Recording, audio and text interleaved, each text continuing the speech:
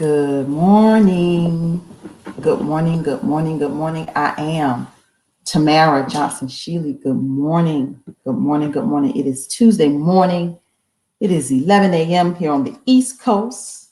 I am going to bring some professionals on with me in just a minute, but just wanted to go live today. We needed to talk beauty and barber professionals. So I ask that you share this broadcast. If it is coming up in your feed, share it on your page, share it share it in your profile, share it everywhere, please. Again, I am Tamara Johnson Shealy. I am the senior advocate of politics, beauty, and barber. I am the president of the Concerned Beauty and Barber Professionals. For those of you that don't know, we are a two-in-one organization. We address the need to strengthen our professional license nationwide, and we address the need for higher health and safety standards in the beauty and barber industry. We started our efforts back in 2011, and we've been going strong. And this pandemic has taken its toll on our industry. This pandemic has taken its toll on us, and it requires some conversations because the media is going to paint a narrative that we need to make sure that we're able to counter, and we need to make sure that we're speaking for ourselves.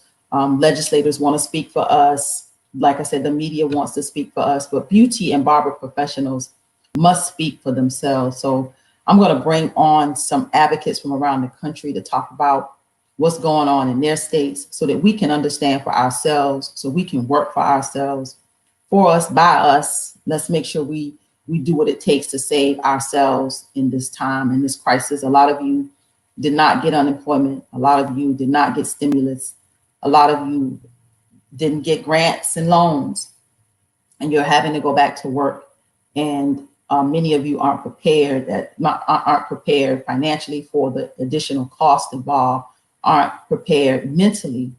So there's a lot of stress and a lot of strain. We're lashing out, and sometimes when we're in the midst of that, it just comes out all kinds of ways, and it is starting to come out. So I wanted to take this opportunity to talk to our industry about this pandemic, the toll that it's taken on us, on us in so many different ways. I'm going to bring in, have a little co-host with me. Hope she is. Let's see if she's there. She's not. She's coming back though. So I'm going to start out with those that are advocates that are here from around the country. Let's see. I see Miss Kenya. Miss Kenya is here. Let's see where she is. Good morning, Miss Kenya. Morning, how you doing? I'm wonderful. How are you? I'm great. Can't Great. complain. Yeah, Miss Kenya is in as the Alabama, Miss Kenya? Yes, ma'am, Alabama. Alabama. How you doing out there in Alabama? Well, doing good. Just kind of trying to get acclimated, trying to get used to this new normal, but can't complain. Just have to do what I have to do and keep it moving forward. Um, Y'all open back up when, Miss Kenya? yes, ma'am. We opened up May the 11th. We were in the second phase of opening in Alabama. And I actually opened my salon up on May the 13th, which I'm in a salon suite in Birmingham, Alabama. And it's been kind of it's been kind of crazy. One of the things is because all of the extra precautions we have to take, trying to keep ourselves and our clients safe. Mhm. It's gotten to the point where you went from doing um, 10, we've got even had stylists doing 10, 20 clients a day. Now you can only do maybe, 4 or 5 clients a day because in between each client, you have to make sure that you're sanitizing and disinfecting your station and your suite before someone else comes in. And it's to the point now where you can only have one client at a time. So we're losing money. We're but we're trying to stay safe, and that's the important part about it. I mean, Concerned Beauty and Barbers has really kind of prepared us for it, but and these are things that we actually learn, in our cosmetology books and schools and things. But I'm just making it. Yeah, and you know what, Kenya? The one thing I'm hearing is the load, the stress, and the heaviness of going back to work and making sure you do it right. You know, we're an industry of people that we love our clients. We love our clients. This is genuine, and we are. I know that we're going to try to do everything we can to keep ourselves safe and keep our clients safe. It's like these are our children, and we have to, and they're fragile, and we have to take care of them. And I can hear it, I'm hearing it. I'm seeing the post on social media. I know this is hard right now. Like you said, it's a slower pace. You can't do 10, 15. You can't have all these people. You can't have a bustling salon anymore. And a lot of times, Kenya, that's our energy. You know, that's where we get our excitement, and that's where our adrenaline. It's like that becomes our energy. So now we're having to, you know, the energy level is not the same, and our attitudes, and you know, it's so many things that's just not the same. And I can hear it, and I'm sure you feel it. And I've said that to all of you that are in the organization. I feel it. I can feel it from you. Yes, ma'am. Mm. That's a part of it, but it's what we have to do. Now the thing is trying to get everyone on board. You Yeah. know, if you're in a, whether it's a suite environment or if it's a salon environment, you know, trying to make sure that everyone is taking this serious, you know, and just pretty much move forward. Try to make this thing as normal. I know they call it the new normal, but try to make it as normal as possible. It is our new normal, and I know we can do this. Um, I know we can do this, and I'm proud of you, and I'm proud of those of you that are part of our efforts, and the fact that we're working together to get this right. We're very intentional about health and safety, and we're very intentional about making sure that, you know, everybody's healthy and safe when they're in our environment. So I just want to thank you in Alabama, for all you're doing. Yes, ma'am, and thank you, Miss Tamara, for all that you're doing. Thank you, thank you. We'll talk soon, Kenya. Thank you. Yes, ma'am. Thank you. Awesome. All right, we got more advocate updates. Let's see. We have Miss Robin over in Florida. Hi, Miss Robin. Uh-oh. Let's see. Unmute your mic. See if you can unmute your mic. Okay, how about that? Yes, ma'am. We can hear you. Good morning. Good morning. Good morning. Go ahead. How you doing? I'm doing well. I cannot complain. I will not complain. Um, as I told you the other day on our call, things are slow going. For those of you to get a better picture of where I am in Florida, because a lot of people are a little confused about the geography. I'm in the Panhandle, so I am in Northwest Florida, Lower Alabama, as we like to call it. Yeah, I'm like 20, well, about 30 miles from the Alabama state line. Mhm. It has been slow going. Our state opened on May 11th in full. We, I guess, are one of the earlier states. We're one of the more compliant with the White House kind of states. I chose to open my salon on the 19th, so about a week later. And I've had a handful of clients trying to adjust to the new normal. As everyone else is saying, where it's taking extra time out of our day and possible time we could have with more clients because of the additional sanitizing and disinfecting, the things that we just have to do between clients. So it's slow going. But as I mentioned the other day, I'm okay with that personally because I really need to get this thing afoot, as we all do. Mhm. I don't feel like people overwhelmingly are taking the pandemic seriously. I have been told as much, you know, by other shop owners here in my vicinity. I'm blessed in that I'm also in my own salon and it's just me. Um, but I'm concerned. What can I say? We have to do things differently. We know that. But we also need for clientele to be on board. You can't get services from me without taking certain precautions and wearing the face covering and that kind of thing. And I'm not backing down off that because it is what it is. And I believe that. Mhm. Well, good for you. Good for you. And you know, we're all taking the necessary precautions and the necessary steps. So I want to, you know, down in Florida, where it's a vacation state, you know, seems like, you know, everybody runs to Florida. So, you know, from around the country, people are coming down and coming your way.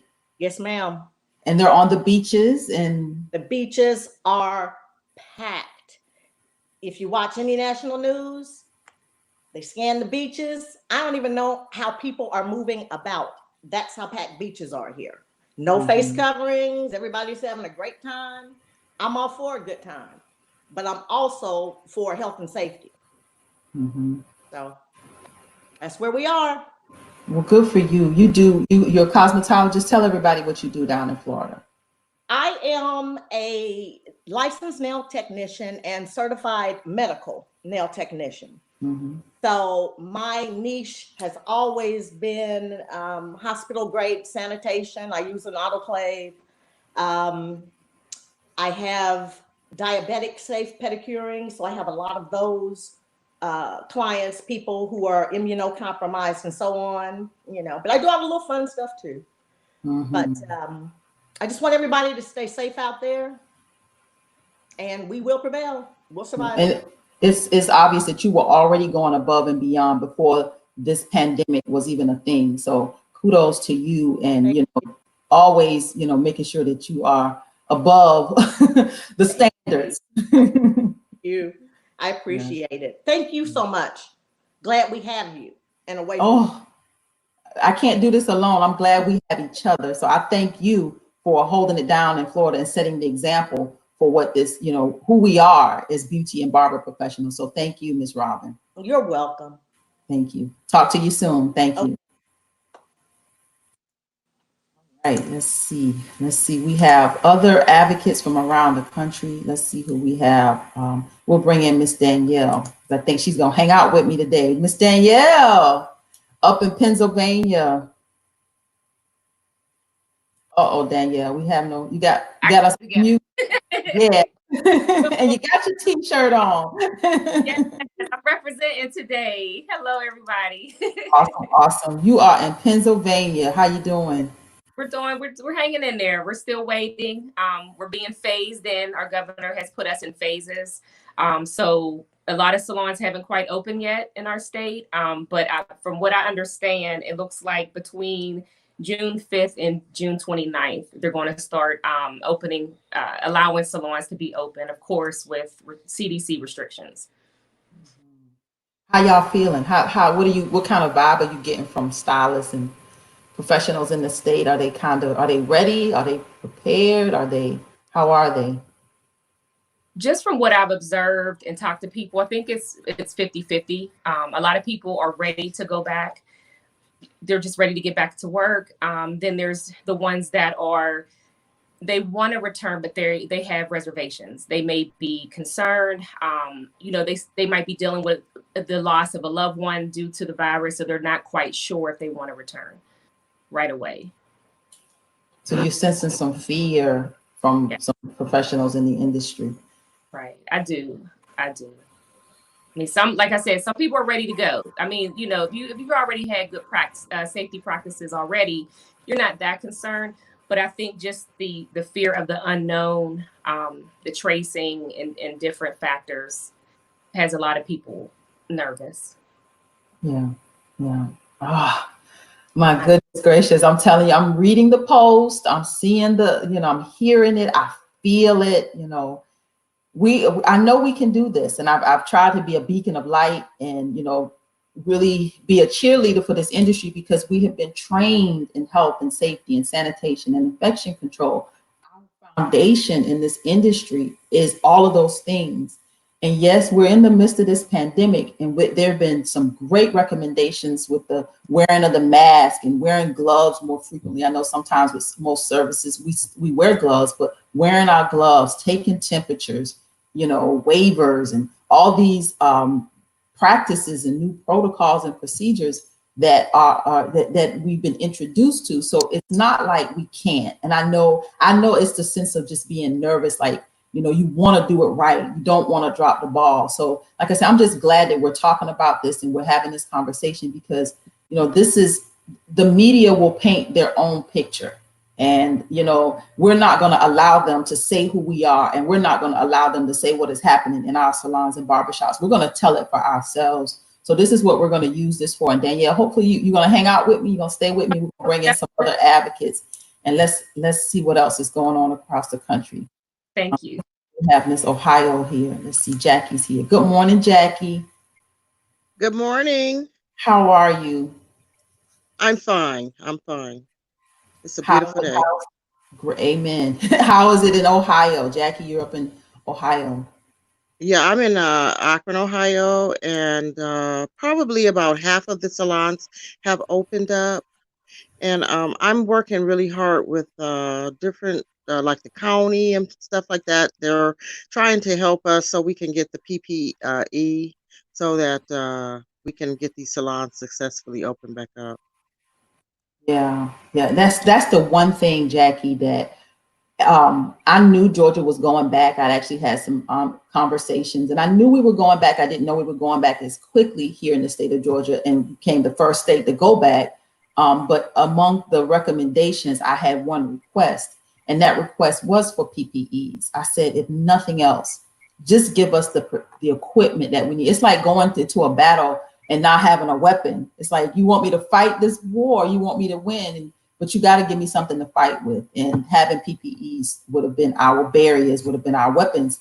And, you know, not having the adequate mask and gloves and capes and, you know, just cleaning supplies. You know, it's even hard to buy stuff in the grocery stores. So not having those clean, even things to just clean with to the extent that we will be cleaning, that has been the biggest obstacle. And why we started a GoFundMe, Jackie, and why this is imperative that we have the resources to get our industry what we need, because we already know that there's going to be professionals that aren't going to do it right. Have you heard anything? What are you hearing in Ohio? Well, we opened up on May the 15th, so I think it's just kind of a little too soon. I think this week answer a lot of questions. This week coming up, so we've really only been open like a week. Yeah. I know we can do this. I know our industry can do this, and I know that we can keep people safe. I know we can.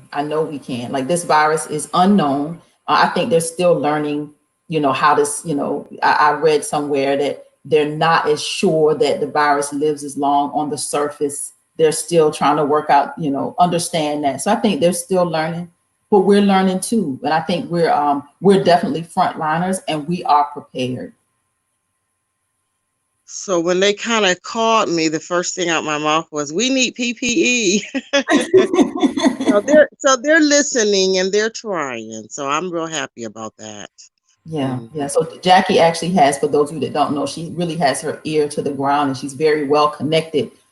So she's able to have conversations with individuals who can help. So I thank you, Jackie. And that's what advocating is all about. And that's what our organizational efforts is all about, is how we connect with people like you and people like Danielle and Rob and Kenya, who was just on. How do we connect people across the country in this industry to really have a dialogue about who we are and what our needs are as an industry? And that's all we are. That's what we're about. And that's what we've been about since 2011. So I want to thank you, Jackie, for all you're doing in Ohio and staying connected and keeping your ear to the ground. Thank you very much. And I'm going to do all I can. You know, it's, the salons is near and dear to me, 30 years. And I'll just, whatever I can do, you know. Yeah. And I have lost a few people, you know, close to me from the COVID. So, let that be the motivational drive. Yeah. Amen. We just, my prayers and condolences go out to you and those that have lost people with this virus and this pandemic. well, we gonna get through this, and together we're gonna get through this. Together, it's a collective effort that we're gonna get through this. So thank you for all you do in Ohio, Jackie. Thank you for having me too. Yes, awesome. Let's see who else is here. We got some great advocates. So let's see who else is here. Some great people, Danielle, that are part of our efforts. You came down before we bring somebody else in. You came down to Industry Day back in February of this year, and you and I had an opportunity to really connect and really, talk and get to know one another. And just, this industry is, Jackie just said 30 years. I'm 25 years in. Wow. That's awesome. That's awesome. We can't take those numbers for granted. That's awesome. Mm-hmm, mm-hmm. Yeah. So given something this many years. We gotta make it work. Right. That's right. The industry day, like I said, back in February was awesome. It was really nice to finally get a chance to meet you up close and personal, and just, really get a clear understanding of what your direction was, your passion, and, just to really see your dedication to the industry. And I just totally commend you for that. And I admire it. And I thank you, because we need someone to advocate for us. We need to, know that we do have some people that are on our side and in our corner. So I'm just thankful to be here and being a part of the team. Yes, and it's a team. Like, I never want people to see. I think people see me because I started this, but you know what, guys? I can't carry this forever. I can't do this alone. I have never done this by myself. I have always had people from around the country that have supported this. They've come into the organization. They've been able to help as long as they could. Life happens, and some people haven't been able to stay involved as much as they would have liked. But everybody that has come into this organization over these years, I promise you, their heart has been in it. And I believe their heart is still in it. It's just life happens. And we're an organization that's ever evolving.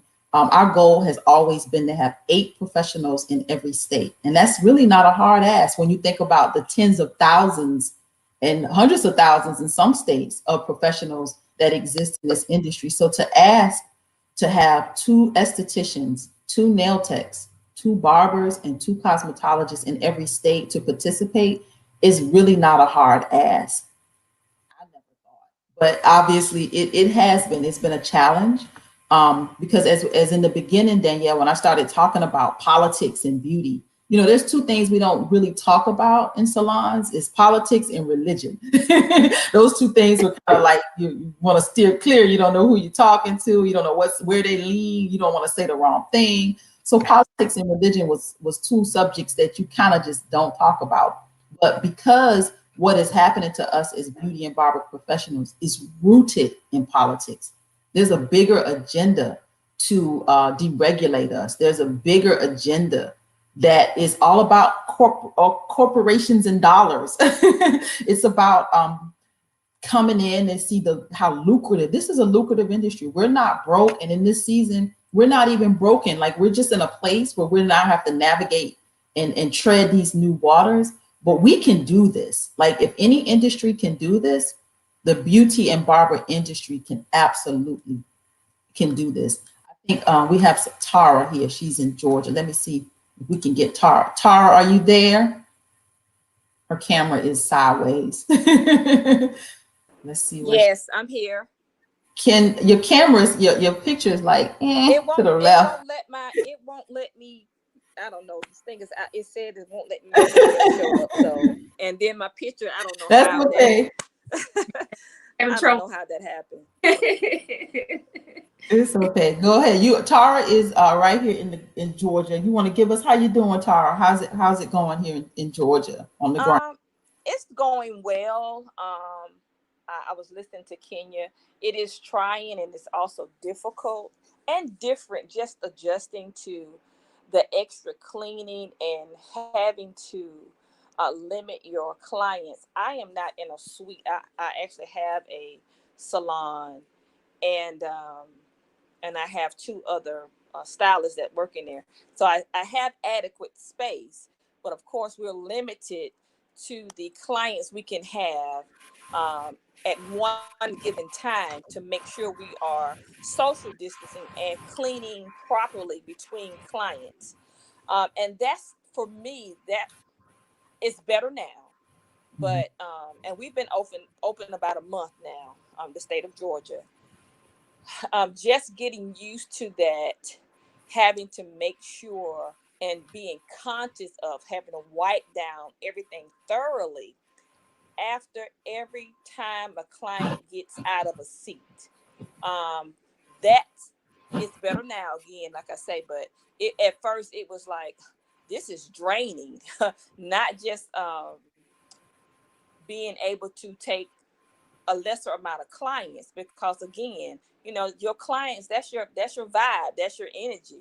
So usually I would take on a regular, you know with my assistant, and I not being able to bring my assistant in right now, I would have, you know, anywhere from 4 to 5 people at one scheduled time, because I had assistant in there, and we had a vibe, we had a rotation.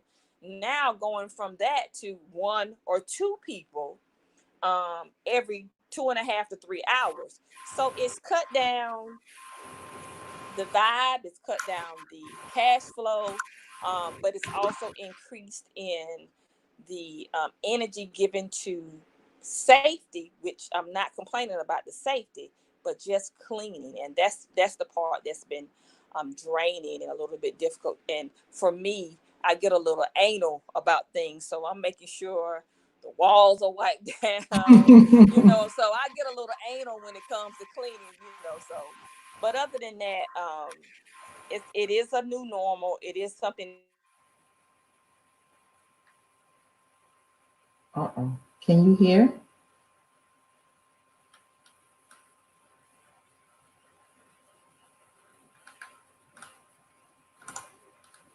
Somebody don't want us to get this message out, I huh? see. I see. I was wondering if I'm like, did it just freeze or what? Can you hear? We here. We got time. We're gonna get this. Amen. Tara, can you hear us? I can hear Danielle. Uh-oh. I think we lost Tara. The devil is a lie. Like the first church say amen. Yeah, yeah. Tara, we lost you. Tara, if you could come back in, maybe log out and come back in. Let's see. Let's see. Audio is good. Otherwise, let's see if we can get Miss Brenda. She's having some problems getting logged in, but she said her audio. Let's see. Nope, her audio isn't working. I think it's our weather is kind of we have an overcast here, so it's a little cloudy here in Georgia. So let's give a shout out to those that are chiming in. Good morning, everybody. Good morning. Good morning, everybody. Good morning, Danielle. I know our industry could do this. I know Tara was just talking about the time it takes to clean. We were talking about this the other on our member call yesterday, and I was saying, you may have to hire somebody specifically just to do the cleaning. What's your thoughts on that as a salon owner? I agree. I think that a lot of us, I'll speak for myself. I'm very independent and I like to do things for myself. So sometimes it's hard to really delegate responsibilities. But I think that in this new normal, we really have to look at ways to make our days move a lot smoother, so we don't have as much stress on ourselves. I mean, because we don't want to revert back to working so many long hours in the salon that we're just taking time away from family, friends, and other things that we need to do, or even just self-care, because that could be very, tiresome, or as I believe Tara said, very draining. Just, trying to keep up with the cleaning, towels, clients, it could be very overwhelming. So any way that you can outsource and seek outside help, I say go for it. Mm-hmm, mm-hmm. And clients honestly expect us to do things differently. They expecting you to come back and things be different. They really are. And that means they are expecting a price increase. So for those that haven't, gone up, you need to factor in all now that you are responsible for. You have to buy a lot of extra cleaning supplies. You got to buy, if you hire somebody, that's a whole salary you need to make sure that you are budgeting for. Like, we now have to be mindful that you got to create systems in your business. You can't go back to doing business as usual, because it will drain you. And you talking about being exhausted. We're going to talk about exhaustion in the industry in just a minute, because it's coming and it's attacking us. When you're tired, you don't really, you might say something you don't mean, or you're snappy. So, we got to be mindful that we got to create systems in our new way of doing business that will help us to navigate our days. And you use smoother. I mean, that is the right word. You want to be able to go in and enjoy your clients as you once did, and go home and not feel like you didn't save the world. Or you have the world on your shoulders, because that, really jeopardize just good mental health. And I think a lot of times we, as beauty professionals, we don't think about our mental health, just from day to day, client to client. It could be a very demanding, job or a career. So we have to make sure that we take care of ourselves, just like we take care of our clients and our businesses. Miss Kenya and Miss Robin are still here. Would y'all like to come back in, nod at me, and say yes, please? We're gonna bring her back on the screen. Miss Kenya, you look good. Come on back in here, girl. Miss Jackie, where you at? They still hanging out with us, so we can definitely keep this conversation going. What are your thoughts on hiring, Miss Kenya? What you think? Well, honestly, Miss Tamara, I started a cleaning service. Yes, you did. Right before this started, and it was something that it's like the Lord spoke to me last year, and I kept putting it off. And once this pandemic started, I was like, what a great way to offer a service that a lot of people will probably feel overwhelmed about doing. So yes, I started it. I'm still trying to get it off the ground. I didn't want to just jump out there and just throw it out there and be like, okay, but I mean, I clean so much now where it's other people in my suite come around and be like, girl, how much you would charge me? So I'm getting it off the ground, and I think it's well needed. Like you said, people hiring someone. I have no problems with offering my services to any stylist here in the Birmingham, Trussville, Hoover area who needs it. So Innovation. yes, That was innovative, because you had foresight. You saw this thing like, okay, there's a difference, Kenya, and I'm sure you found this: sanitation and disinfection. You got to clean and sanitize your salon before you disinfect. And people get it backwards. They think, okay, I'm disinfecting. You got to get rid of the dust, the debris, the dirt. Like, you got to thoroughly clean before you can even disinfect. And I think they're getting it wrong, Kenya. yes, ma'am, they are. A lot of people don't think, I call it just pushing trash around. If you go ahead and go in and remove the debris, then go in and try to remove the pathogens, then you're onto something. Yeah. So we hopefully this industry is we gonna get this right. I know we are. I'm confident, Robin. I know we can get this right. What you think? We have to get it right. I really don't think there is a choice, because I'm sure we all love what we do, and that love extends and goes beyond to our clients. I mean, I know how I feel about my clients. And when I wasn't in the salon, I thought about them, during this time, and oh, I wonder how Miss such and such is doing, if that toe is giving her fits or whatever, and you think about it. So I think that we just have to steel ourselves up and do what we do. And I know we have men and women of all races, and in this organization. That's my assumption anyway. But for the ladies that I see here on the screen, now, sisters, we've got a history of holding things up and pulling things through, and I don't think this is going to be any different. Right. But we just need to help each other. That's the big thing. And share the knowledge, share the information, however I can help you, that kind of thing. Miss Brenda, are you there? Miss Brenda, we've been having some difficulties with her sound and her. Let's see if Miss Tara made it back. Miss Tara, did you make it back? No, her sound too. Yeah, so yeah, I know we can do this. We can do this. We can do this. And 20, 30, 40 years, I'm seeing, comments and posts and from stylists who've been doing this for a long time. And there's a lot of exhaustion. I think, and I want to kind of move into that conversation. There's people that have done this for a long time that are tired. They've given this industry so much of themselves, and sometimes when you give so much of yourself, you really don't have nothing else to give back. So I actually had a post on Facebook, and I was asking, like, what are you going to give back? In that post, I'm not sure why it went south for some people. I was like, I stepped on a toe with some professionals, but I think there's a conversation there around, people that have stayed in this industry for 20, 30, 40 years and just are tired. Do you know anybody? Can you speak to that, Ms. Robin? As a matter of fact, in the salon that's located next door to me, there's a hair salon. Mm-hmm. The lady who owns that salon, pardon me, she told me that she's been in there, I want to say like 27 years.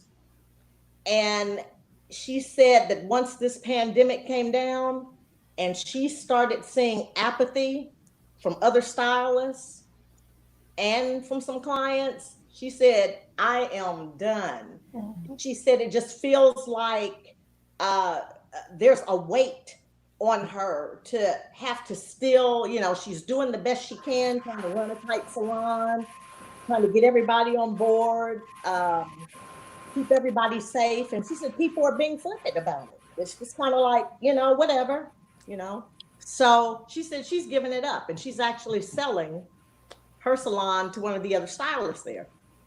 Wow. So I think that's pretty deep to just turn, and walk away from it. Not saying I don't understand it. Yeah. But that's deep. That is deep. I agree. Do you have any thoughts, Ms. Kenya, on that? Yes, ma'am. I'm a part of some Facebook groups where a stylist actually on most of the platforms, a lot of people are coming on and saying that due to the changes, it's really not worth running their salons. The amount of clients that they can see per day and what the output that they have to put into like the utilities and things like that. I mean, it's best to just close down. And when you think about an industry that you love so much, to have to be faced with that, do I survive or do I keep my salon? And you have to choose surviving, personally surviving. That's kind of disheartening. But, a lot of people have gotten to that. I mean, Danielle, what's your thoughts on that? I think a lot of people are, a lot of professionals are just very not doing well with, with this level of uncertainty. I mean, we've always been under the impression that this is a recession-proof business. Nothing will stop someone from getting their hair done or their hair cut. Right. But when that opportunity is taken away from us to even be able to provide those services, I think it definitely, is frightening to a lot of professionals, and it could bring out a lot of tense emotions. Like Ms. Kenya said, I'm in some groups on Facebook as well, and I've just found myself, either leaving the group or just not really participating because, just the cattiness, the arguments, it's so much tension amongst ourselves. And I just think it's really sad. We need to really come together during this time instead of staying divided.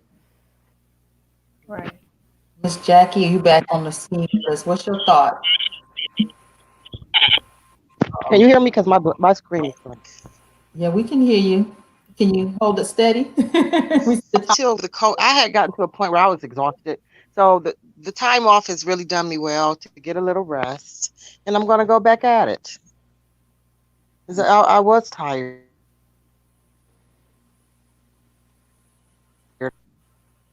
and I'm not sure if you guys are hearing me.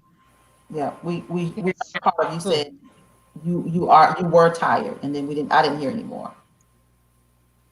Okay, because my screen, I'm like, my phone is like, Okay, we're gonna bring you back in just a minute. Get to see if you can get it situated. We'll bring you back. So yeah, it's negative. It's a lot of negative energy. There's a lot of tension, like Danielle just said. Some people really do. There's, one thing about this industry is we are artists and we're creative people and innovative. Like Kenya just opened the cleaning business. We're innovative. We can take something that we already know how to do and transform it into something even Right. better. So I think that there's opportunity for those that are tired and want to move on. See what else this creative energy has to offer you. Like, do something else. I saw a girl on Facebook. Made a table. She's making furniture, and I loved it. I mean, she made a beautiful table, and I was like, oh my gosh, it's like, I mean, we could do beauty and barber professionals. I think we could damn near do anything. Absolutely. This may be a time to take some of that energy and like really try something else. Do something else with it that mirrors the love that you have for this industry. And it won't be no love lost. Like you just kind of transition to something, else. You didn't really leave, you just kind of evolved. I like that, evolve. I like that. I think it's a way we have to look at it because the negativity. And David Slavin is going to join us, guys, in just a few minutes. He and I have been doing. There's some things that I don't really talk about, like the fact that I'm running for the United States Senate. I've not told the industry to the extent and really pushed that because I never ever wanted anybody to think my agenda was selfish because it never was. I never wanted to be in politics. I like doing services. I like doing nails. I love my industry. I love being around stylists. I loved it. So when I came into politics, I came in it because I saw the political side of our industry and the fact that just to give hard numbers, I always try to like bring it full speed. In 2015, our organization tracked 308 bills. In 2016, we tracked 343 bills. In 2017, we tracked 409 bills. In 2018, we tracked 355 bills. In 2019, we tracked 266 bills. 2020, we have 422 bills on our radar. So I'm telling you, there are hard numbers to prove that there is a political agenda against our industries, things that are happening that we don't know a damn thing about. That drove me into politics. But David Slavin is going to come in a little while. We're going to talk about racism in our industry because there's two things that there's just like I just said that, we're still divided in this industry. The churches, two things we're going to talk about is politics and religion. But then we're not even talking about there's racism in our industry. Our salons and barbershops, you got your white salons, you got your black salons, you got your Latino salons. We are still very much so divided when hair is just texture. Nails is just skin. Estheticians is skin. Barbers it's texture. And we have to learn different textures and techniques. And it shouldn't be based on race, but it is. It is a subject. It is something in our industry that we don't talk about. And the reason why I wanted to bring it up is because with this tension in this COVID season, people are attacking in ways that they're showing things that you like. I had to call somebody out on their white privilege. And I never wanted to do that. I never, ever want. So David and I, and there's, like I said, a side of me that I don't really talk about. David and I have been doing, talking about racism, and race relations for a very long time. I have a Facebook page called Acknowledge the Divide. And David is this older white gentleman, and he's going to join us in just a little bit. And I'm this, when you see me, I'm this natural black woman.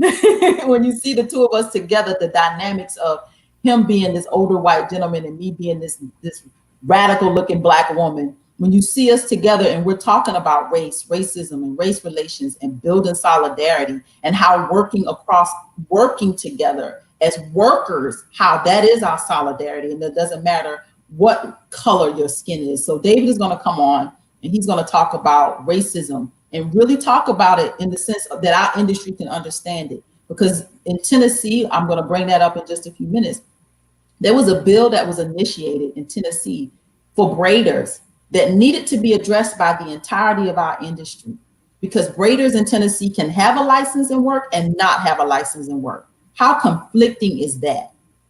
And when we don't address, and that is a model now for not having a license and having a license.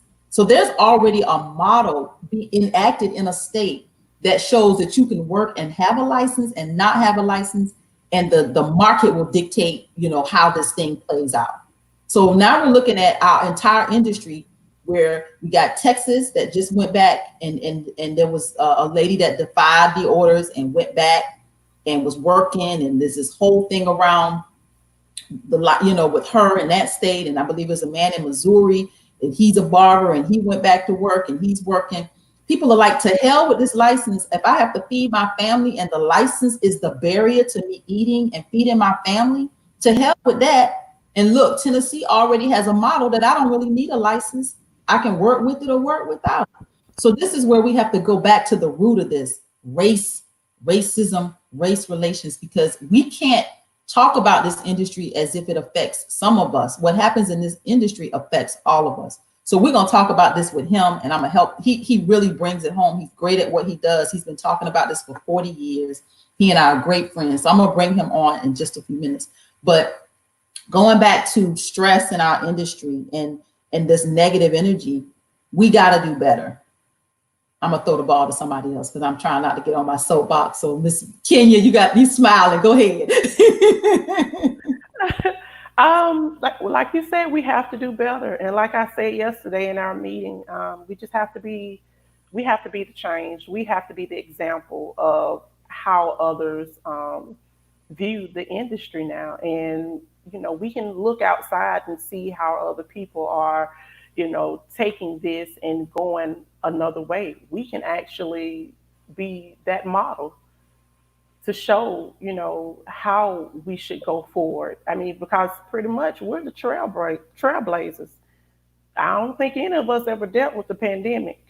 I mean, so, going forward, let's try to be the energy. Let's be the salt. That's all I can say. Do this. Amen. Miss Robin. Well, I mean, I just have to kind of piggyback there. I mean, I think that what we're doing, what you've started, Tamara, is what we need is the catalyst, to get the thing rolling. If we can that's why I asked you about the shirt, there are so many people. I haven't spoken to one professional yet who has heard of the organization. Right. So by having the shirt, and remind me to talk to you about a window cling or something another time. But by having that branding, even on my website, I have it's at the bottom of my webpage, the graphic with a link to Tamara's website. Our website. Okay. Right. So I do have a link to the website. I think awareness is going to be the biggest battle right now. Just getting the word out and letting people know that the organization exists, because I'm telling you, the people I have talked to, when you bring up the facts that we've been given, the threats to licensure and all of that, people are kind of like, what, really? And like they've never considered it, So then when you bring up, your CEUs or your education units, and you ask people, you notice what's going on in the field, you kind of see where there's a change, and then when they really start thinking about it, then they say, you might be on to something. Well, we know we're on to something, and we need for you to be on it too. So I think that's just what we'll have to do. Just get out there. Danielle. I agree. I think that, we have to definitely be the change that we want to see in our industry. Some people are just going to be who they are. Some things are just deep rooted inside of them, and it's going to take an act of God to move it. And I think that, in some circumstances, we do have to just kind of just let people be who they are. But I believe it is our job, at least for the up and coming generations, is to really be that example, and be a better model to the industry for those, up and coming professionals, or the professionals that feel the same way that we do, but don't necessarily know how to speak about it, or don't know who to even talk to about it. Because sometimes I know I've even been in situations where it's like, was that racist? Or were they, you try to stay professional because, but it is a conversation that needs to be had. I think it definitely starts with at least the acknowledgement, a conversation, and then we can start moving forward. Yeah, because we're all in this together. Yes. Yes, we are. I can just tell you that along the way, we've always had more of organization that had Black professionals, and I really contribute. And I like I said, this is the first time I've openly talked about this, and I'm being open with it because it's like you got to shine light in dark places, and maybe it'll flee. Prayerfully, it does. And we've always had more Black people, more Black professionals in our organization than any other. And I attribute that to the fact that I'm Black, and people were probably more accepting of Black people seeing me, saying, okay, this is something that I can be a part of. But I think it's on the flip side of that, I think that is why we haven't had as much white participation, because they do see it as a Black organization, and it's not. We are an organization of beauty and barber professionals, and we address policy that affects our industry. We address health and safety, raising of our health and safety standards that affect our industry, and that affects all of us. And I'm hopeful that those of you that are watching this broadcast that are not Black will take a really consider what it is we're trying to do collectively, and get beyond anything that may block that, because this is about saving our industry. This is about saving our license. I mean, that piece of paper on the wall is what gives you value and what gives you credibility. And I don't know what else, once if they take that off the wall, it levels the playing field with you and somebody else who ain't never been to school. The thought of that is scary to me. Yeah. Yeah. But I think you have to put it in those terms for people to really get them. You just got to lay it on the line and tell them that. Yeah. I think a lot of professionals, didn't want to believe that could actually happen. It was always that of, but I think that I just believe that this pandemic has really brought a lot of, a lot of underlying issues to the forefront where we have to address them now. We have to face them. The writing's on the wall.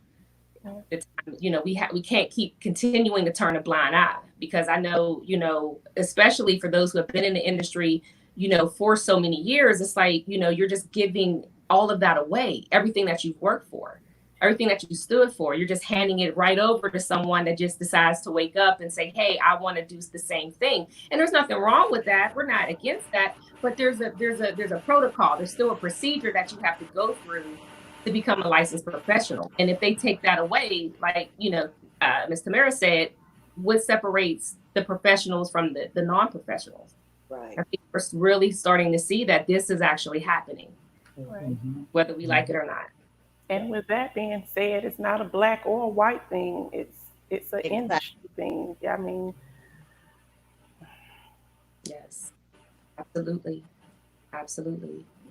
It is. You're right. It's about beauty and barber professionals collectively. It's about us as professionals, as workers, as licensees. It's about us, and we have to be mindful that if we don't come together. And if this pandemic is like I say, bringing out some things in us that we're gonna have to say it and call that thing out so it can run.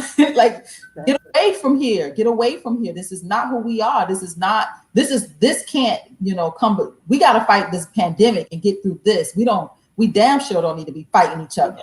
exactly. We should not another. Seriously, we should not be fighting one another, especially over something so trivial as skin tone. Right. And texture. It's like, a lot of it, no matter what color your skin tone is, your bills are still due. You still are trying to return to work. You still have to take care of your families. I mean, you know, and I think that's the bigger picture that we really need to think about. Mm-hmm. You can still lose, you know, your state will still deregulate. It doesn't matter, you know, your skin tone. And those are real issues that we're dealing with in our industry. Yeah, yeah, we got to get beyond.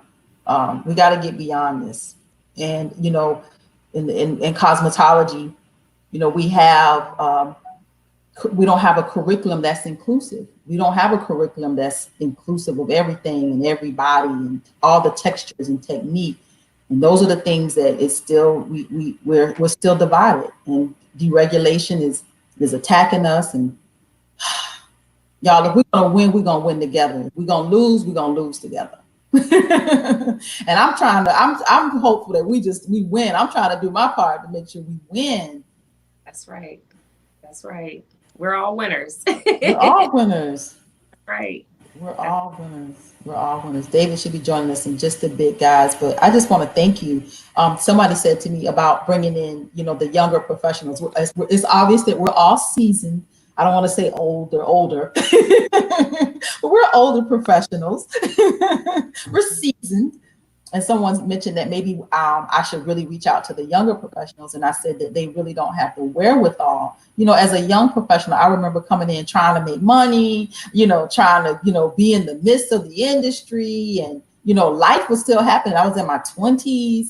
You know, I'm living. I party 4 days a week, every Thursday, Friday, Saturday, and Sunday. Yeah. So I mean, the person I am now and the things that I'm able to do now, I could have never done them as a younger professional. I mean, what's your thoughts on, and not to say that they can't, I just know that, you know, it's just different when you're younger and you're coming into the industry.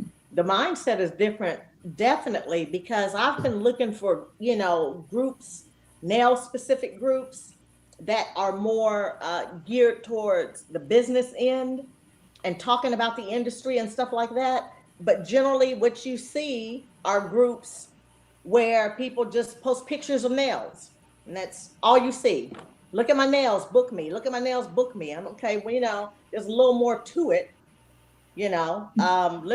There's some issues I like to talk about. I like to bounce some things off some people, but you know, your younger folks, for the most part, they having fun. And rightfully so. Exactly. I do think though, we need to reel them in a little bit though, you know, just to let them know that, hey, that's all well and good, but we've got industry issues. Mm-hmm. And we're not going to be having all this fun out here if we don't do something. Exactly. And there's no longevity in that. And I think that's what. Yes. You won't stick around and stay in this industry if all you're trying to do is, you know, is make people, it's just the pretty part. There's more to being pretty in this industry and looking good. I mean, that's just the icing on the cake. You got to have the cake. Yeah. And we saw that when the pandemic hit and people had to shutter, you know, then people were like, oh, snap, you know, what's going to come of my income? What am I going to do about XYZ? That's when the business starts coming out. Mm-hmm. So, you know, and you start, again, looking at your legislation in your states and just combing through that here recently, you can see just how busy they have been. And I was not aware. Mm-hmm. So, yeah, I'm a believer. Yeah. Health, safety, sanitation, infection control, policy, you know, these are big words.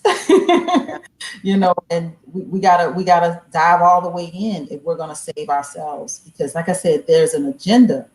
I mean, like I said, this is a very lucrative industry. You know, we can make the money. The money is there to be made, and there's so many different markets and there's so many different opportunities.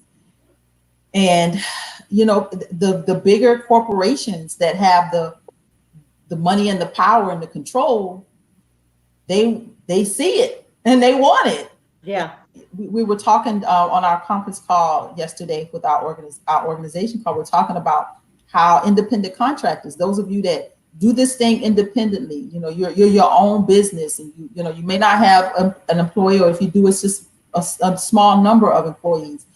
You know, this thing is on the chopping block. Mm-hmm. You know, Washington State's been fighting this, you know, battle for a long time. California, the reason I went back to school, I went to law school. For those of you who don't know, I just finished and got my degree from Emory. I have a master's in law. I never want to practice. I'm not trying to get a JD to be an attorney, but to have a master's is giving me an opportunity to understand the law, do research, interpretation. Like I'm able to read it now in a way that I wasn't quite able to read it before, and research it in a way that gives us an advantage. And what is happening to us in the state houses with these bills and this legislation and these policies, the same thing is happening to us in the courthouse. So if they get us on the left, they're going to get us on the right. Right. Yeah. When you mentioned the Dynamics yesterday, I went and I researched it, and I was like, wow. So, you know, like you were talking about with the younger people, with them making the money and then the pandemic coming and all of a sudden they can't make the money that they're used to making. I think that's going to be a good way that we can bring them in, because letting them know that they're trying to take that away from you.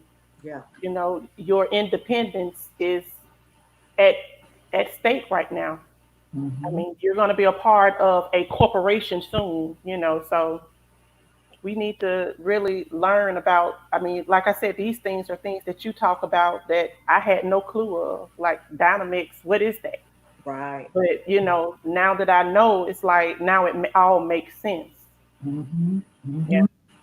That will be around for quite a while, because they're still trying to sort out what this looks like with interpreting who independent contractors are. This, and every industry is trying to like create their own way with this thing. This is major, and in our industry we're not in the we don't know what's going on, and you don't know why you're not making the money. And I saw this when I saw, you know, professionals have to go get second jobs. When I came into the industry, I'm telling y'all, I saw six-figure stylists. I saw people around me driving good, living good, eating good. I mean, dressing good. Like I was so enamored when I came in. I'm telling you, this industry, when I came in, I was like, who are these people?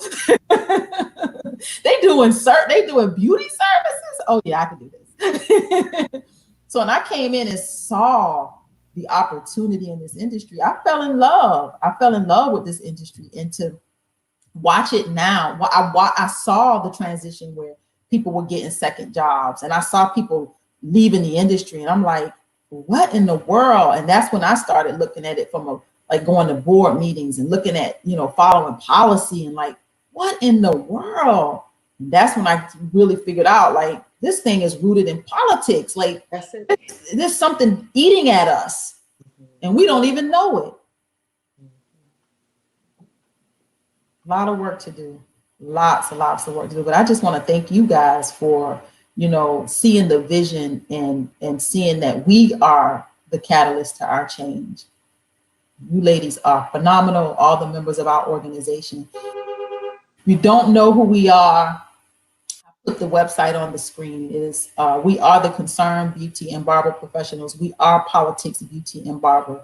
We are a 2-in-1 effort that addresses health, safety, sanitation, and the need for higher standards in our industry, not just in one state, but in every state. And how do we create that uniformity so we are legitimately a true profession? I liked having that paper on the wall when I worked. Like I said, it gave me value, credibility. It showed that I went above and beyond, and I was trained. I took a test and I'm licensed. It meant a whole lot to me, and I know it must continue to have value in this industry, and we got to save ourselves. So again, we are the Concerned Beauty and Barber Professionals. We are Politics, Beauty, and Barber, and these bills are real numbers. It's not anything we made up. And if you go back, if you go back and watch videos of me talking about these numbers, you'll hear where I've been saying the same thing for years. So this is ongoing. We have a database that is really conclusive. It gives us, we get alerts and updates, and if things are happening in real time in our states, we're able to point people our advocates to those particular bills and say, take a look at this, take a look at that. Something's going on here with this bill. Let's address it. And we're really working to change the state and the fate of our industry. So you guys are phenomenal. Thank you. You are too. Oh. So I'm hopeful that David is going to join us, y'all. He was supposed to join us right at the top of the hour. We'll give him just a few minutes. He says that I am joining you, ladies. Come on, come on, come on. We need you. Yes, it's all politics. Yes, yes, yes. Let's see. Let's see. She says finger pointing. All I hear from this. Oh yeah. What are we really listening to? Them complain about how the industry needs to stay the same. Yanni, I'm not sure where that is coming from, but that is the energy that we're not going to have today. We have a whole industry of, Denise says, gig workers are bigger than independent contractors and self-employed. Yeah, we have those gig workers, and she's on the West Coast, so she's seeing this thing specifically, how you have these people that are just, like Ubering and doing these fly-by-night just jobs just to have a job. Marvin says, there are strengths and weaknesses in every mindset of our diverse professional industry and have to be able to look past the differences and come together for the betterment of our industry. Absolutely, Mr. Marvin, absolutely. It's all about what we can do to really change our industry and really be on the forefront of having something here for the next generation. He says hairstyling just passed in Minnesota, so to be everywhere for blow dry bars. Yeah, hairstyling doesn't have to be licensed. Denise, if you can chime in a little bit more with that. Minnesota is a state that she actually has advocated for a very long time. These blow dry bars where you can blow dry, style without a license. These are people that are just coming off the streets.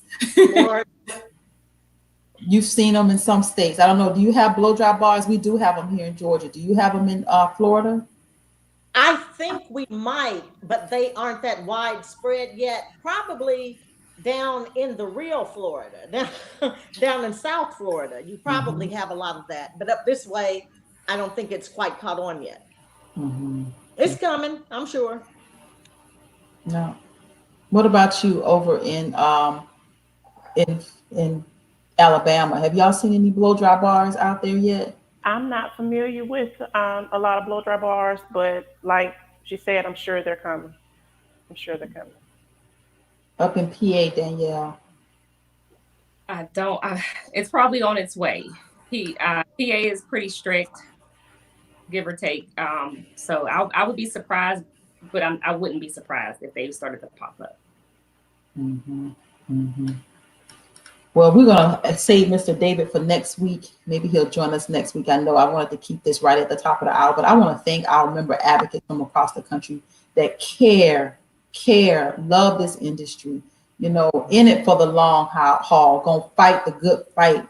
I just want to thank y'all because, this is who we are. This is what we do. And I'm just proud to be among such great leaders. You guys are leaders in your own right. This organization is about people who are who lead, who want to take the industry to the next level and can do it in their own space, in their own place, in their own way. And this is about giving you the information and the tools so that we can do it collectively and really take our industry, have it here for generations to come. So I want to thank you guys for being the leaders that you are and for staying in the fight with us. And we're going to bring Mr. David back next week. That's what we'll do. So we'll bring this back to the conversation about race because it's going to be a robust one. Teresa says she loves this industry. I love it too, Teresa. Parting words, ladies, before we head out. I just Googled blow dry bar in Birmingham, Alabama, and I just counted 10. So they're here and they're coming. Just hang in there, heads up. Yes, ma'am. Yeah. Oh, y'all, guess what? David's made it. Let's see. Put him right there. Good morning.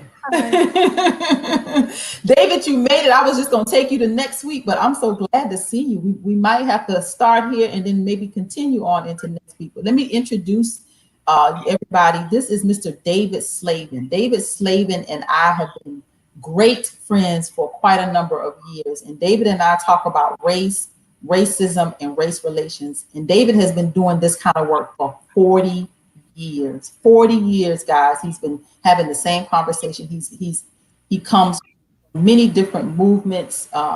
He's seen it all. And I just want to thank you, David. You and I told you that I've never talked about racism and race relations with my industry. And I never wanted to, but this time, David, it smacked me in the face in this pandemic where there's so much negative energy and it's coming out in ways that I can't ignore. So thank you, David, for joining us on this broadcast this morning. Oh, thank you, Tamira. Glad to be here with you, sister. Yes. Okay, so I've got a very small screen with your folks, 3 other people in there. One of them's upside down, one of them's sideways. Yeah, no worries, David. It looks good on our end. And I can't see you because I've got a clock that's window that's covering your face.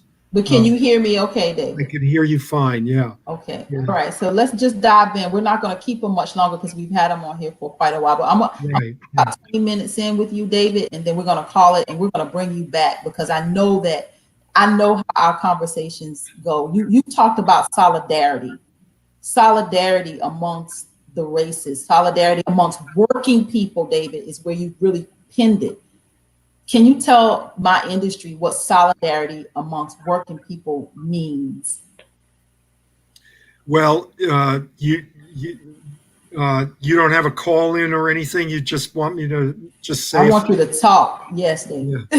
All right. Well, I was thinking about this a little bit after our conversation, and I think that since we start out from the situation in which European American and African American people in an industry such as the beauty and barber industry are both segregated and also in unequal circumstances, it's both of those things that need to be overcome for there to be solidarity among working people.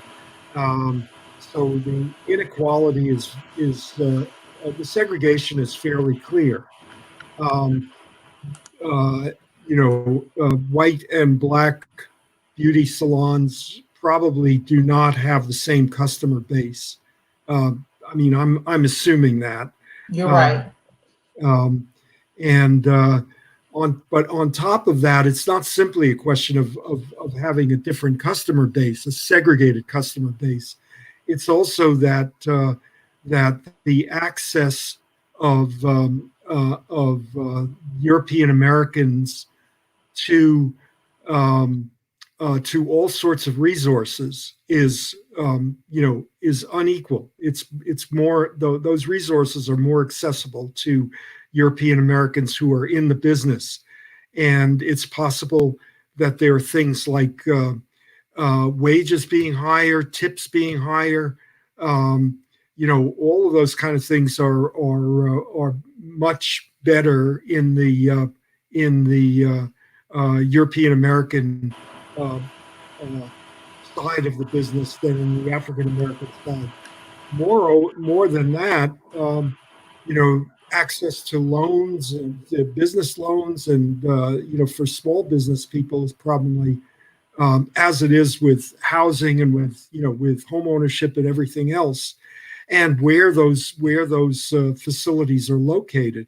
All of this is you could call it structural in the sense that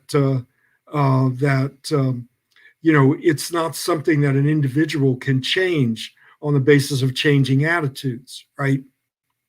But for solidarity to happen, individuals have to do certain things, or European American individuals in particular, because they're the ones who are in a position of relative advantage.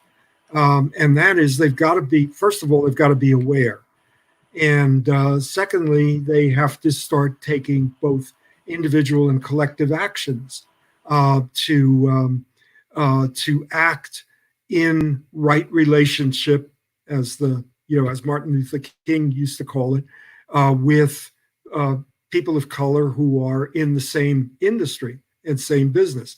Now, why should they do that? That's the $64 question.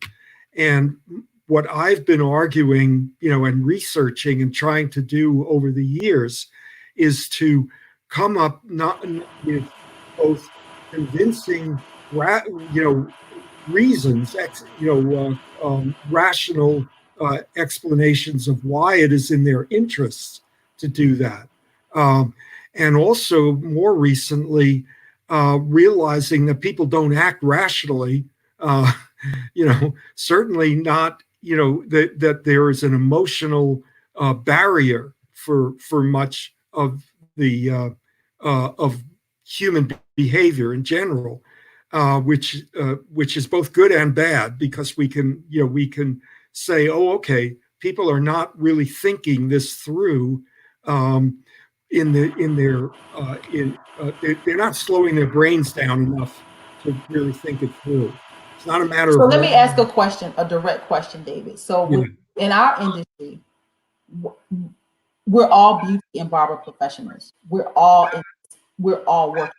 We don't work necessarily side by side, because these salons are still very segregated. You have your white salons, you have your black salons, you have your Latino salons. We're still very segregated, but we're all working in the same industry. Why is it that? How do we get them to see that we're all on the same team? We're all in this together. When it comes yeah. to policy initiatives, we have to fight this war against deregulation of our industry together, because we're all teammates here. How do we get the entirety of the industry to see that? The white. That's what I was leading up to, is to say, right off the top of my head, I don't know.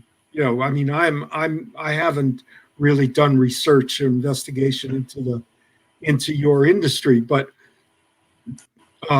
there are ways of just in general of looking at things that are that would be at least the beginnings of a conversation and around this issue. Um, if you are going to have uh, much more clout as an industry, if you can work together, coordinate your activities, lobby together, rather than it be these separate, Separate groups. and unequal groups. And I Yes. like the word clout, David, that Yeah. we could possibly have together when they see all of us come together. Right. Right. And to a certain extent, we have to be accepting of the segregation, because this is very cultural. I mean, your industry is really, really, and particularly from what the man you had on a couple of weeks ago. I mean, who was in the beauty supply industry. He was fascinating about the deep cultural role of beauty and barber salons in the Black community, and historically it's been and I think maybe more so than and maybe same true with Latino, Latinx, parts of the industry. But even among European Americans, this is a real place to socially congregate, and it would be they're powerful places to exchange information and support and expertise all across the board. Um, and it would be wonderful if there were ways to integrate beauty salons and barber shops, where where white and black barbers, even if they were cutting the each, not cutting the same. I'm just speculating here, and let me just not go on with in that direction. But that's something that might be a long-term scheme to integrate the shops. Certainly, the neighborhoods have become more integrated than they ever have been in the past. So it would make sense to do that, but that's a big ask. That's a big leap. On Because the the other hand, conversations that happen like in a black barbershop, I don't, you've never seen this movie, David. Like there's a barbershop movie, Ice Cube. I know you've never seen this movie, but the conversations that happen like in a black barbershop, these are kind of like the place where black people kind of really just connect and they vibe. They kind of have their own world and they can say right? things, and so this is it is very cultural. Yeah, yeah, and you could respect that and still have some relationships and uh, integration of some kind or other. But the crucial question is, how do you help? How does the European American part of the industry recognize that it has more in common with people who are Yes. people of color than not, and that's going to be an issue of businesses, of what you were talking about protecting the skill level, uh, through licensing. What you mentioned to me about, I think it was Tennessee, where they're allowing unlicensed beauty and barber shops. That's really a threat to everybody who's in the industry, because I'm gonna throw this comment. She says, please take the race card off this page. We can't take the race card off this page. If we don't talk about the things that divide us, how the heck do we ever heal? How do we ever heal if we don't talk about the elephant in the room? The elephant has been in the room forever, and we all see the elephant in the room, but nobody wants to talk about the elephant in the room. yeah. The elephant is in the room, David. Well, and I wonder, you if that person, is asking a question of themselves, who is actually playing the race card? You know, it's easy, for in my opinion, it's easy for European Americans to say, well, I'm not playing the race card, because you don't have to. It's institutionally built in to the way that the way the system works. So when people of color raise the issue of inequality, um, uh, lots of European Americans are don't think about it. Offended. Huh? They seem to be offended. Yeah, well, they seem to be offended, but it's really it's a blind spot of theirs to be unable to examine the ways in which inequality works to the advantage of the European American institutions and and individuals. So um, uh, and what I'm arguing is there has to be, first of all, an acknowledgement and a recognition of that. Um, and one of the ways to do that is just by comparison. How many small beauty salons and barber shops in the Black community? What's their net value? How easy or difficult is it for them to get loans? What are the average salaries or incomes of the workers?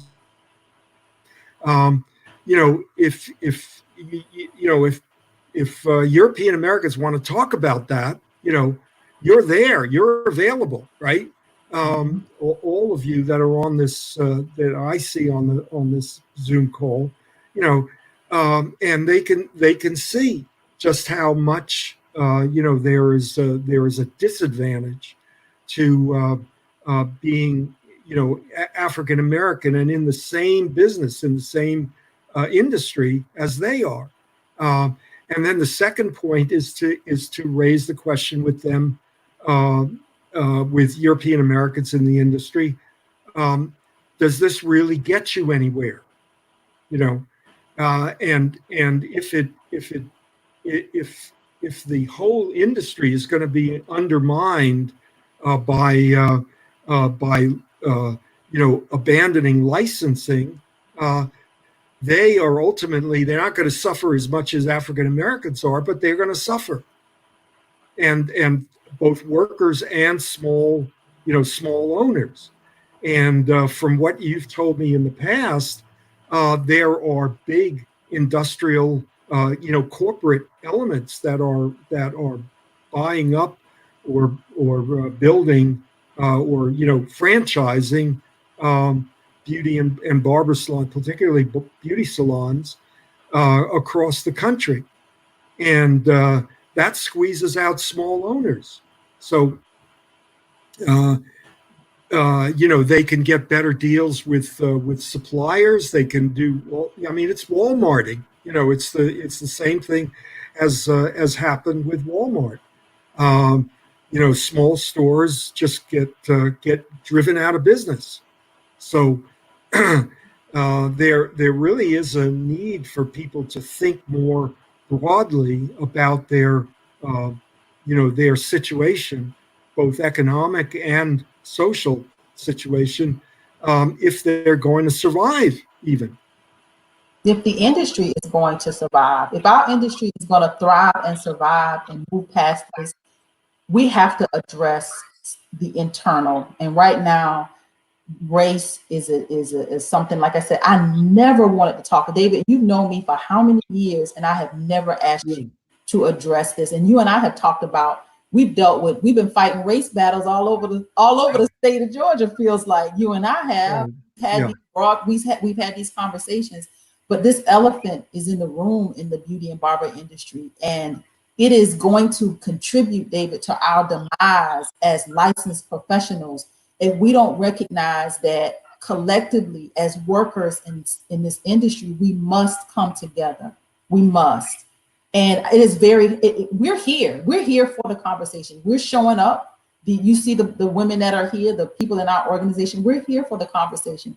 And then we get this backlash. I had a woman who kept coming at me, and I finally said it was her white privilege, and it threw that thread, David, that we were having a conversation on, in a tizzy. All the white women are like, she said white privilege, and I'm like, this woman was using her white privilege with the way she was addressing me.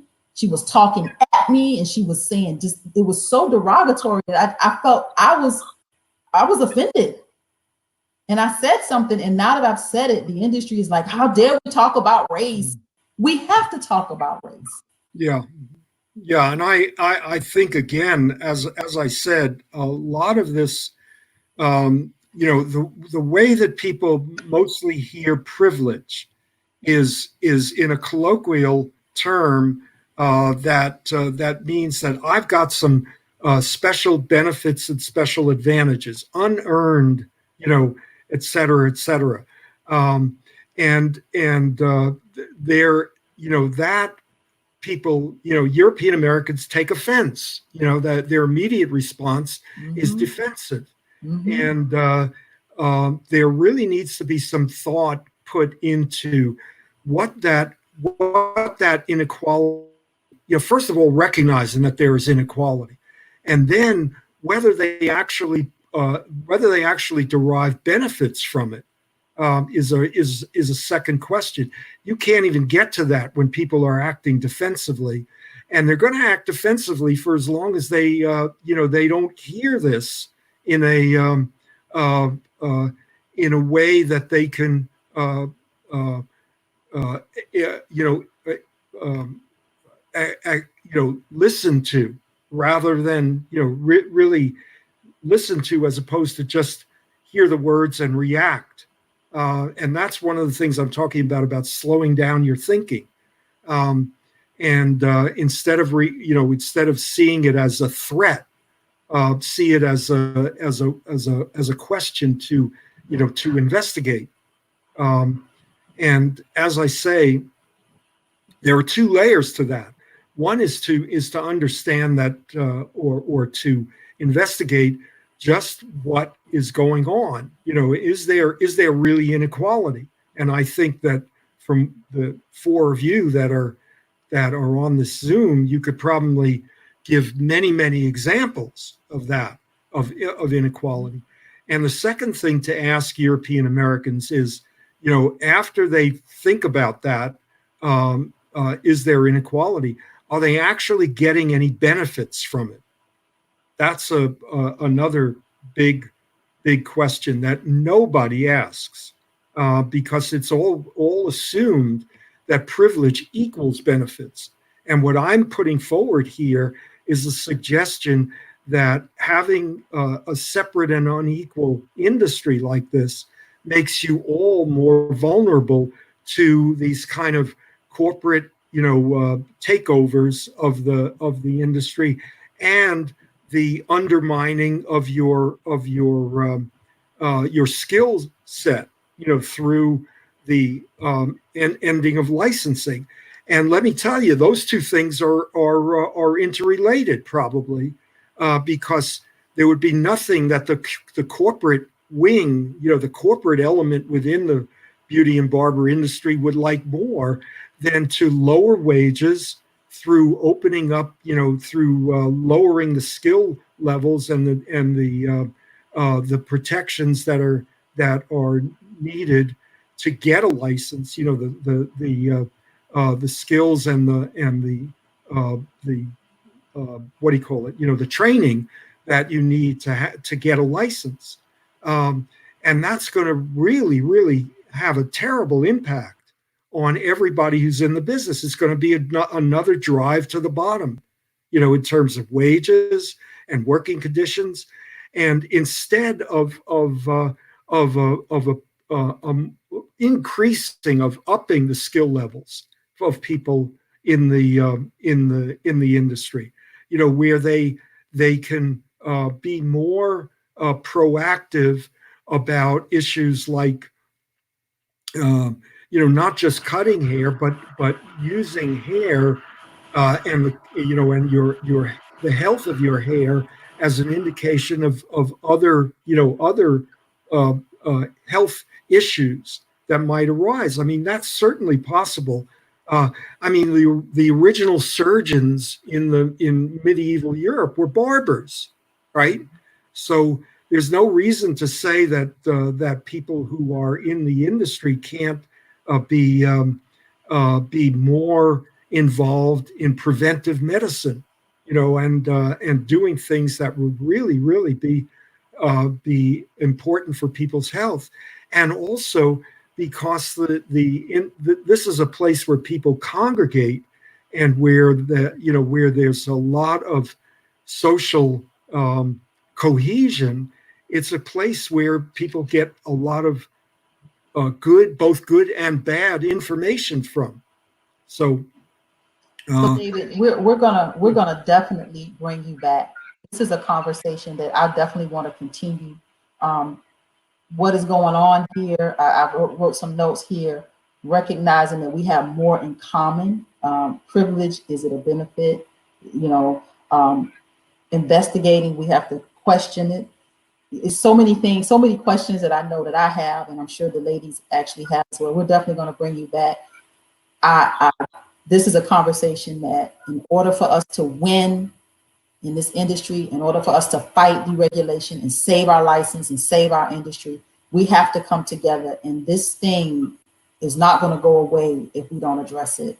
And it's here, and it's heavy in the midst of this pandemic, David. And we gotta address it. So thank you for joining us, David, on this broadcast. Again, you can find us, you can join us, you can be a part of what we're doing. We are the Concerned Beauty and Barber Professionals. We are politics, beauty, and barber. Join us, be a part of what we're doing. We will be back again. We're going to do this again next week, Danielle. Feel like it? Yep. Awesome. Yes, be back next week. Awesome. Have a great week, everybody. Thanks. Thank you. Thanks. And nice to meet you all. Hope we get a chance to talk.